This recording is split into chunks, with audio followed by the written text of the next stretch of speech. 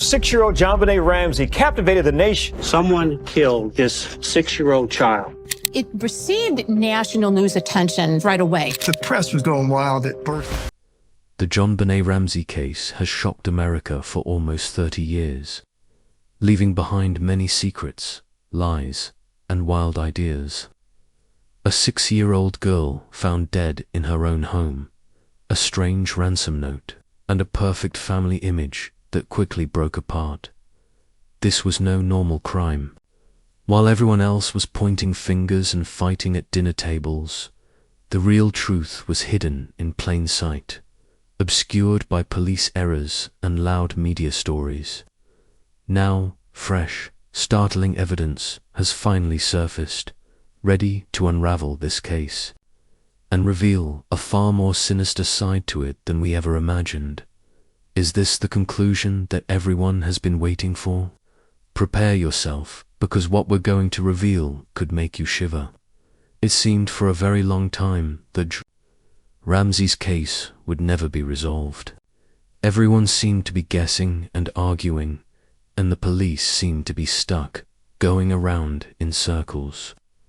Many pondered who could harm a young girl in such a horrible way. The years passed by, and the case stayed cold. But everything started to change because of new technology. This new technology was something that people didn't have back in the 90s. When JonBenet was assassinated in 1996, DNA science was not as advanced as it is today. Back then, the police collected small pieces of DNA from her clothes and under her fingernails. They knew it belonged to some unknown man, but they didn't know who it was. The DNA was very tiny, and the tests back then needed more DNA to be really clear and strong. As a result, it provided the police with very little information, which was very annoying. Science improved steadily over the years. Experts and scientists discovered methods to extract more information from smaller DNA fragments. Genetic genealogy was one particularly significant change.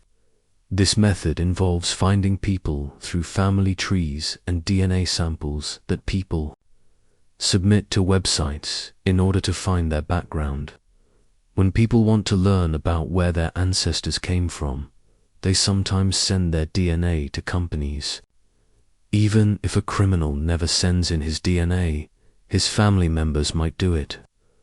By looking at the family members' DNA, investigators can start putting together a big puzzle. They can figure out which family a person might belong to and then start looking closer and closer until they find the right person. In 2024, the police ultimately made the decision to attempt this in the case of JonBenet. They collaborated with Parabon Nanolabs, a unique business. This business has solved other cold cases and is skilled at using DNA to determine family ties. Using cutting-edge technology, the police produced a new and improved DNA profile, which they then posted to a DNA website that is open to the public. They found some distant relatives, but they didn't immediately find the right match. These relatives might have been cousins or even farther away, but they weren't close like brothers or sisters. Nevertheless, this was a huge hint. After that, the experts and the police began creating family trees. They looked at old documents, birth records, marriage certificates, and even social media posts. They spent many months carefully checking each branch of the family tree, looking at who lived where and when. Finally, after a lot of hard work, they found one man who fit. This man was about 62 years old in 2024. Back in 1996, he was 34 years old, and he lived just 2 miles away from the Ramsey house. He had a job working for a catering company, and this company did parties in the Ramsey neighborhood, including one just a few doors away from the Ramsey home around Christmas. Now that this long-hidden suspect has finally been uncovered, what new evidence has come to light to connect him to that tragic night. Let's learn more. This man had never been a suspect before. Nobody had ever thought about him. He had a few crimes on his record, like burglary and fraud, but they were not violent crimes. No one thought he was dangerous to kids. That's why the police had never talked to him. After the assassination, he moved away from Colorado. He went to Arizona, then Nevada, then Texas, and later to Washington State.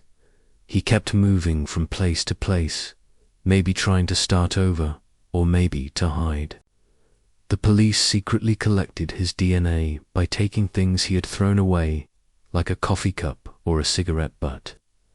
They tested this DNA, and it matched the DNA from JonBenét's clothes exactly. The chance that it belonged to someone else was so tiny it was almost impossible. When they searched his home and a storage unit, they found more clues. They found an old jacket from the 90s that had fibers matching fibers from JonBenét's clothes. They also looked again at the ransom note. With new software, they found patterns in the handwriting that matched samples from this man's old job records. Right now, no one knows if he really knew the Ramsey family personally. Maybe he just learned about them from working nearby or saw them at a party. He might have known they were leaving town after Christmas and thought he could sneak in before they officially arrest him. The personnel cross-checking facts are working really hard today to make sure they have all the proof they need.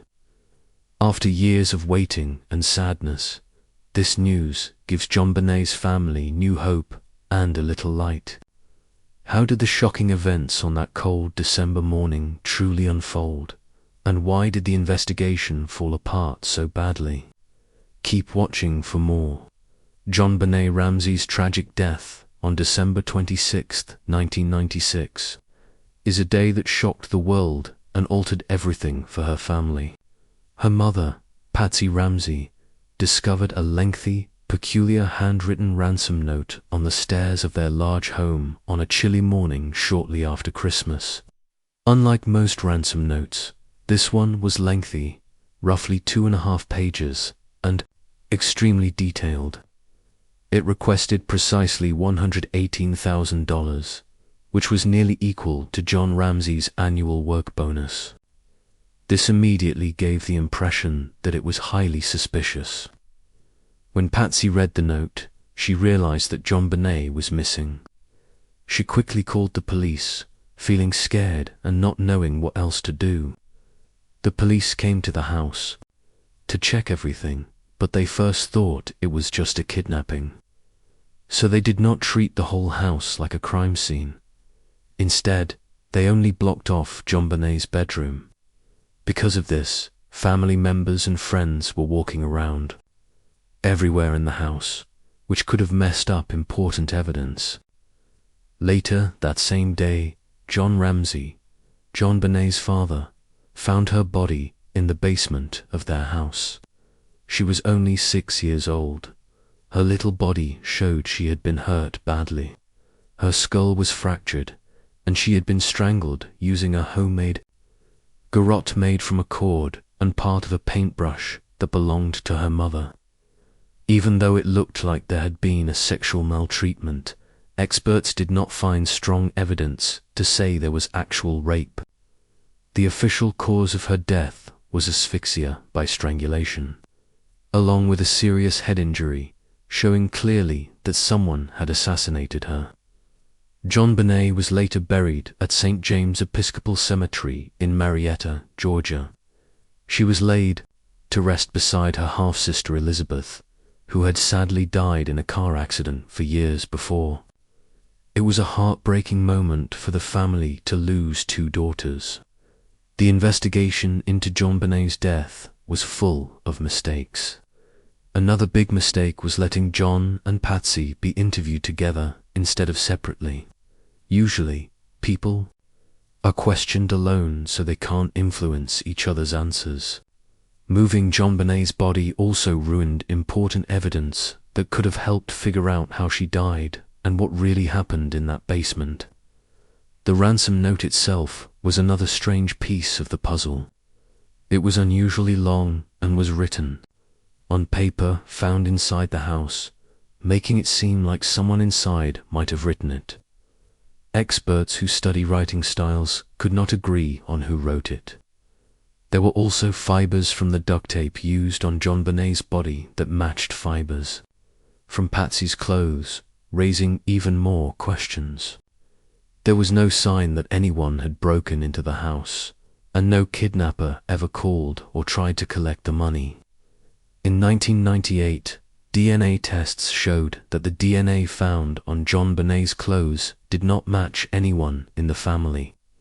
This finding caused even more confusion. Even though the grand jury wanted to charge the parents, the district attorney decided there was not enough evidence to do so, and no one was officially blamed.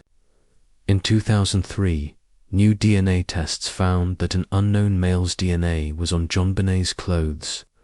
This person did not match any family members or known suspects. The police later apologized to the parents and cleared them in the eyes of the law.